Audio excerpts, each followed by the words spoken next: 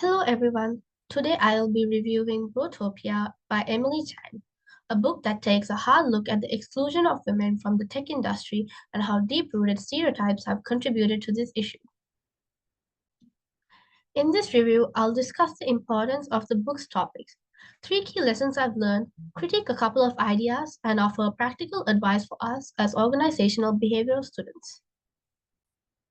The central topic of Brotopia is the exclusion of women from the tech industry, which is both historically significant and deeply concerning in today's context. Chang illustrates how stereotypes and a dominant bro culture in Silicon Valley have driven women out of the industry, despite their pivotal early contributions to computing. For us as future managers and leaders, understanding these dynamics is crucial. It's important to recognize how these systematic issues can impact organizational culture and performance and work towards creating a more inclusive environment that values diverse perspectives and talent. This awareness also enables us to challenge and change the status quo, ensuring that our future workplaces do not replicate the same patterns of exclusion. One of the key lessons from Brotopia is the pervasive bro culture in the tech industry, which creates an environment hostile to women. Women frequently face sexual harassment and must constantly prove themselves in a toxic work atmosphere. For instance, Susan Fowler was sexually harassed by her boss on her first day at Uber, and when she reported it, HR dismissed her concerns.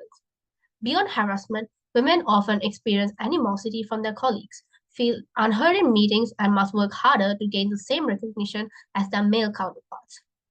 This reality challenges the belief that the tech industry is a meritocracy, revealing that biases and structural inequalities often dictate career success rather than talent alone. This lesson also forces us to reconsider how women are expected to conform to masculine norms to be taken seriously. Parmasiri Warrior's decision to stop wearing colorful saris to avoid being undermined illustrates the double standards women face. Throughout her career, Warrior felt she was constantly battling skeptics, remarking, "There's always this doubt." Chang illustrates that the industry's culture underestimates and limits their career advancements, challenging the assumption that workplace environments are neutral and fair. Another important lesson from the book is the often overlooked historical involvement of women in the tech industry. In the early 1900s, it was common for women to study mathematics. Dr. Grace Hopper, for example, was a pioneer who programmed the Mark I computer during World War II and later developed COBOL, an early programming language still in use today. Additionally, women were key in programming the ENIAC and calculating the flight paths for Apollo 11. This lesson challenges the prevailing narrative that tech has always been a male-dominated field. These historical contributions are significant because they highlight how integral women have been to the development of technology and space exploration. However, despite their crucial roles, their achievements have been often overshadowed or forgotten, which reinforces the importance of Emily Chang's message in Brotopia. Recognizing this history forces us to rethink how we view the tech industry and who we consider to be its pioneers. The book also highlights how unconscious bias has contributed to the cycle of exclusion in tech. The Cannon-Perry test, which was designed to identify traits of typical successful programmers, reinforced the stereotype that programmers are antisocial and male. This stereotype persists today, further marginalizing women in tech. The Cannon-Perry paper didn't mention women at all, referring to the entire group surveyed simply as men.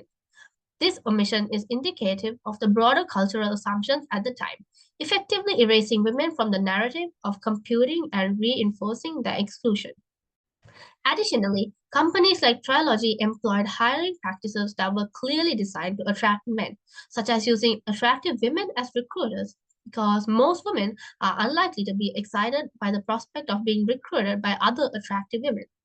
These practices not only alienated women, but also perpetuated the belief that tech jobs are primarily for men.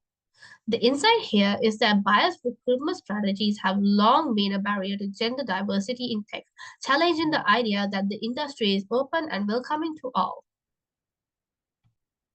While Brotopia does an excellent job of diagnosing the deep-rooted issues within the tech industry's pro culture, one area where it falls short is in offering concrete solutions for change. For example, while the book details the negative impacts of bro culture on women's careers, it doesn't fully explore the potential for change through specific actionable steps that individuals and companies can take. The narrative could be strengthened by incorporating more case studies or stories of organizations that have successfully challenged the status quo. For instance, highlighting how some tech companies have implemented effective diversity and inclusion programs or how women leaders have navigated and transformed their workplaces would provide readers with a blueprint for change. This would not only make the book more empowering, but also more practical for those looking to implement changes in their own environments. Moreover, the book often relies more on anecdotal evidence and personal stories rather than on empirical data and statistics. This reliance on feelings and individual narratives may not always be sufficient to convince skeptics or to fully convey the scale of the issues at hand. For instance, the book describes various instances of discrimination, harassment, and exclusion faced by women in tech, but it often does so without backing up these claims with broader statistical data that could strengthen the argument. To enhance the credibility and impact of its arguments, the book could benefit from integrating more data driven research and statistics. For example, including figures on gender disparities in pay, promotion rates, or retention within the tech industry would provide a clearer picture of the scope of the problem. Additionally, referencing academic studies or surveys that corroborate the personal stories shared would help ground the narrative in a more empirical context. This would not only appeal to readers who prioritize data, but may also make the book's arguments more difficult to dismiss, as is usually done with women's issues. Here are my final tips to my classmates. Firstly, actively challenge stereotypes and biases, both within yourself and in your workplace. This includes questioning assumptions about who is naturally suited for certain roles or tasks. Educate yourself about your colleagues and about the dangers of stereotyping and the benefits of a diverse workforce. In practice, this could mean advocating for the reconsideration of hiring criteria that disproportionately favor one demographic over another.